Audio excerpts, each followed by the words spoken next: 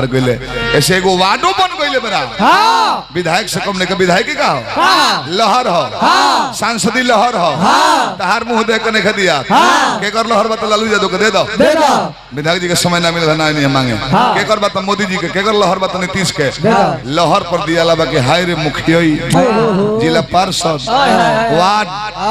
खूब विकास कैले बड़ा तब दिया लोग कहता कि ना वोट ना दिए काहे ना दिए भाई चुप रहो।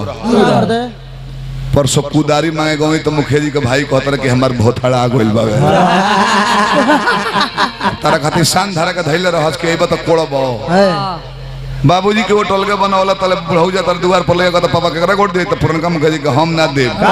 काहे हो काहे तो परसों मोटरसाइकिल मांगे गई इमरजेंसी में तो कहता मुखिया जी के भाई की पेट्रोल खत्म बा हद हो जाता भाई हद इलेक्शन पहले ना होता तो ठीक बा देहात से देहात कराए नहीं खे इलेक्शन के लेके 20 जना खड़ा होता रहे 20 जना जीते खाती रउए संगतिया के हो मुखिया सरपंच बन गइल तनी आगा बढ़ गए तो रउए जलन होता दे दवे खड़ा हो गइल बा एगो का हाल बा भाई का हाल बा 300-400 वोट काट दे बाहर जे है वही खातिर खड़ा होइल ऐसे कने है डीडीसी बीडीसी सरपंच चाहे मुखिया अब हरला सभा में एगो हम ही बनी दुखिया सभा में एगो हम ही बनी पवन खेसारी प्रमोद प्रेमी इ लोग गायक सबन गइल ना अरे गायक सबन गइल ना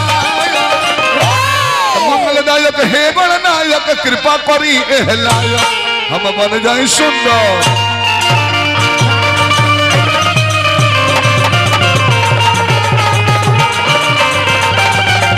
हे गणनायक कृपा करी एहलायक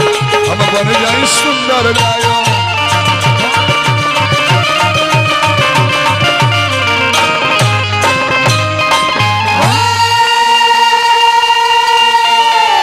दो लाइन का माता जी गीत गाओ चैत मारब जैसे कि चैत के सीजन हो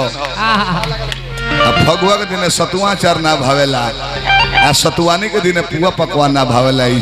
जगह जगह का चीज हो हाँ जी गलती को नहीं कुंवर जी नीचे गए नहीं हो गए नहीं कि ना रोटी रोटी भेटाइल मिलल बा भेटाइल होई कैसे दुई एगो चीज हम देखनी है अपने बिहार में एगो भगती एगो शक्ति शक्ति में आसक्ति भक्ति में राम लौकत रहे कन्हैया जी शंकर जी नहीं खेलो लौकत तो वो सब भक्ति करता है माने का बा श्रद्धा भाव से खोज